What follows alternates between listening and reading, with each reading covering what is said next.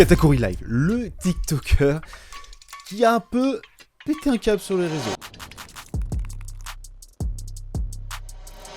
Mais attention, ici, on parle pas de vidéos un peu mignonnes, non. On parle de vidéos, pour chaque don, on va enlever un vêtement, pour chaque don, il peut y avoir des répercussions. Waouh! Mon live, ma petite copine doit retirer un vêtement, donc t'as pas intérêt à la mettre à Walp. C'est clair? Le prochain qui envoie une girafe, je le retrouve dans la vraie vie, mon là. En fait, on se retrouve plus sur un dolmen de provocation, avec des mises en scène qui peuvent un peu mettre mal à l'aise. Quand j'ai commencé à tomber sur ce TikToker, je me suis dit...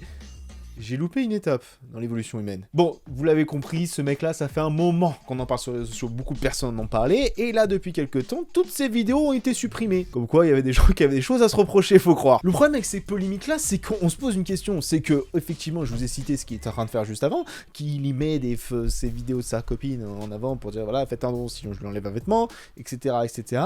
Alors, oui, analysons un petit peu sa stratégie, parce que franchement, je me dis que ça fait quand même des milliers de vues, ce genre de truc, donc c'est que la polémique, ça attire les curieux, malheureusement. Tu te dis, attends, quoi? En échange d'un don, il retire un vêtement à sa copine. Et sauf qu'il y a un mystère, parce que tu dis, est-ce qu'il va vraiment le faire? Bon, vous vous doutez bien que ce genre de live-là, c'est limite vide, insipide, et vous vous dites, il y a quand même les femmes qui sont un peu maltraitées dans cette histoire, même si c'est sa copine qui est censée l'aimer, etc., et qu'espérons, c'est jamais été plus loin que ça. Là, le problème, c'est qu'on est un petit peu complice aussi, c'est que ce mec avait des milliers d'abonnés et des centaines de milliers de vues pour ses vidéos, et vous vous doutez bien que pendant ses lives, même si l'incuriosité morbide était un petit peu présente, c'est que l'audience est involontairement complice de ce genre de truc-là, parce que vous vous doutez bien que plus il va continuer dans ce truc-là, plus il aurait pu faire des vues. Bon, heureusement, à l'heure actuelle où on fait cette vidéo, sa chaîne n'existe plus. À croire qu'enfin les réseaux sociaux, bon, on s'est posé la question, hein.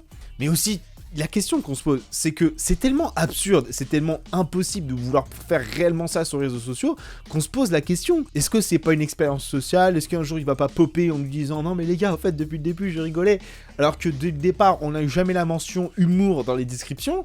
Même, j'avoue que je peux pas cautionner ce genre de truc-là. Et quand je vois tous les influenceurs qui en ont parlé, qui en ont fait des vidéos, qui ont complètement analysé et qui au final, il y avait rien à défendre, Katakuri Live, c'est comme le reflet d'un problème beaucoup plus grand. Les réseaux sociaux, en fait, ça favorise les contenus problématiques. C'est que de plus en plus, ce qui fait marcher, c'est le drama, le négatif et tout ce qui est un peu problématique.